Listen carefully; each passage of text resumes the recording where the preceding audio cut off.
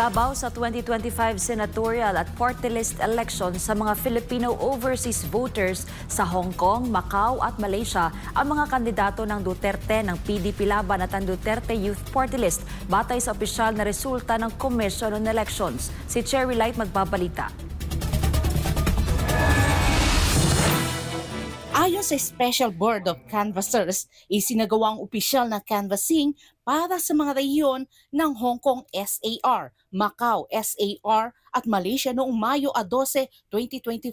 Alinsunod sa COMELEC Resolution No. 11081, libu-libong overseas Filipino workers ang lumahok sa halalan upang pumili ng kanilang mga kinatawan sa Senado at sa Kongreso sa pamamagitan ng party list system na isang matinding pagpapakita ng kanilang karapatang bumoto kahit malayo sa sariling bayan. Mula sa kabuang 94,295 na rehistradong botante sa Hong Kong at Macau, 31,637 ang nakaboto na. May voter turnout na 33.55% na indikasyon ng aktibong partisipasyon ng mga OFW sa rehiyon. Nanguna sa senatorial race si Bongo ng PDP Laban na may 20,526 na boto. Sinundan siya ni Ronald Bato de la Rosa mula sa parehong partido na may 18,996 votes at Rodante Marcoleta na may 18,488 na boto.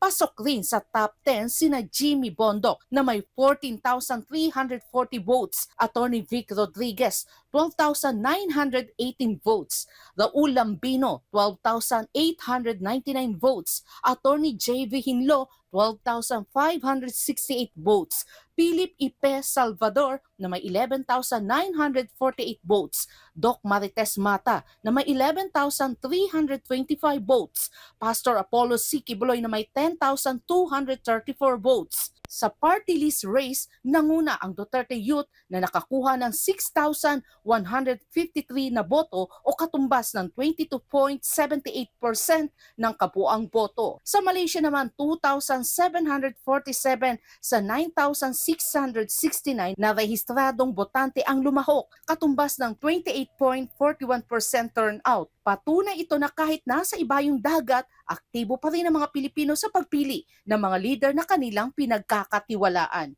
Muli, si Bongo ang nanguna sa senatorial race na may 1,758 votes. Kasunod si De La Rosa na may 1,675 votes. Si Rodante Marcoleta naman ang pangatlo na may 1,564 votes.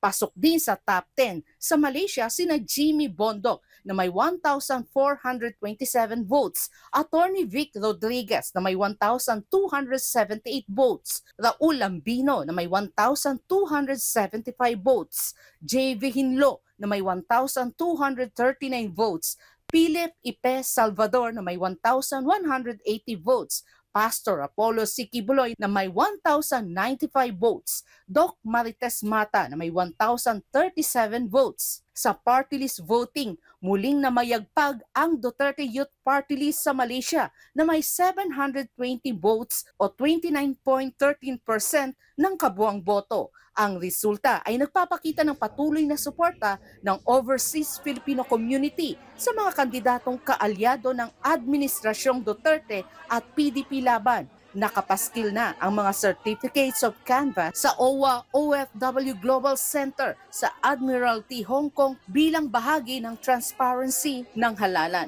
Patuloy namang minomonitor ng COMELEC ang canvassing ng overseas votes mula sa iba pang bansa para sa opisyal na pagbibilang ng boto ng mga kababayan nating nasa ibayong dagat.